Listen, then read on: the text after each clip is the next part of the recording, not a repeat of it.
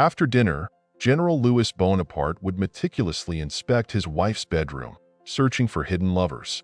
No one could convince him that his wife, Hortense de Beauharnais, remained faithful to their marriage vows.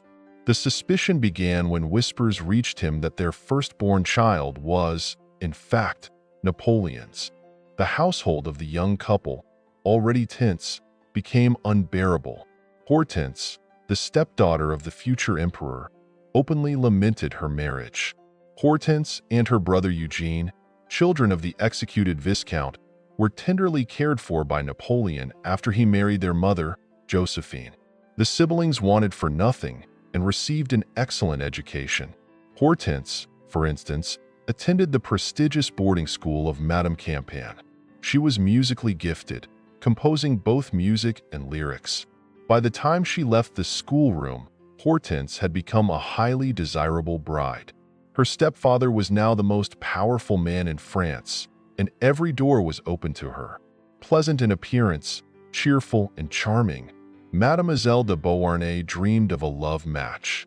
Her heart was first stirred by Napoleon's aide-de-camp, the dashing Giraud Durac. A nobleman and career military officer, he was on a promising path, and Napoleon himself had no objections. But Josephine intervened.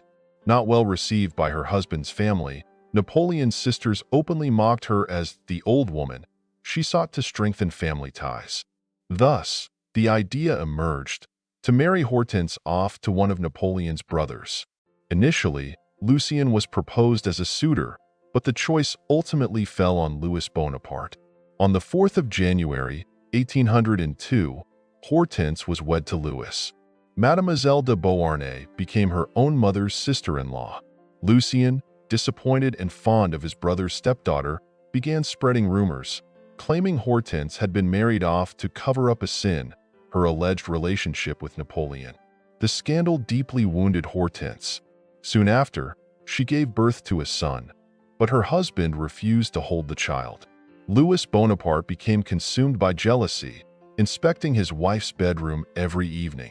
It was said his ill temper stemmed from poor health, his right arm was nearly useless, and he was a natural hypochondriac. Yet, he did visit his wife. The couple had 2 more sons, born 4 years apart. The troubles in his stepdaughter's family troubled Napoleon. In a letter, he wrote, "Our Hortense is good, loyal, and generous. Why does she endure so much hurt from her husband?" A semblance of peace settled over the family when Napoleon granted them the crown of Holland. Now Hortense and Louis were addressed as the sovereigns of the Netherlands. Napoleon's brother was eager to win over his new subjects. He learned the local language and hilariously mangled words when pronouncing his title. Instead of King of Holland, it came out as Rabbit of Holland. He established a royal museum, a library, and an institute of science. Hortense, however, took an instant dislike to Amsterdam. She felt cold, even in furs. And at the first opportunity, after yet another jealous outburst from her husband, she returned to Paris. This happened in 1809, and a year later, their Dutch reign came to an end. Napoleon annexed the territory to the French Empire, and his brother, who had abdicated, was allowed to content himself with the title of Count. They were never officially divorced, but Hortense began living much more freely in Paris. She was in a relationship with Charles de Flahaut, a relative of Talleyrand, and even bore him a son. After Napoleon's downfall, his stepdaughter was granted asylum, and Emperor Alexander I personally promised to ensure her well-being. The former Queen of Holland was allowed to keep the title of Duchess of St. Louis. She had set aside several million francs for her livelihood, which enabled her to live comfortably on the shores of Lake Geneva, in Paris, London, and Augsburg.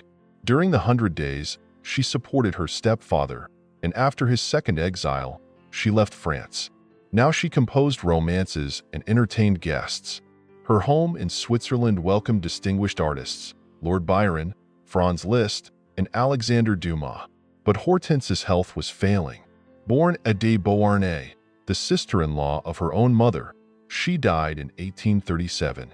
Her husband, with whom she had long lived apart, remarried almost immediately to an Italian marchioness, and and he also had a child with Madame Roland. The youngest son of Hortense and Louis Bonaparte became Emperor Napoleon III. In memory of his beloved mother, he made one of her compositions the official anthem of France.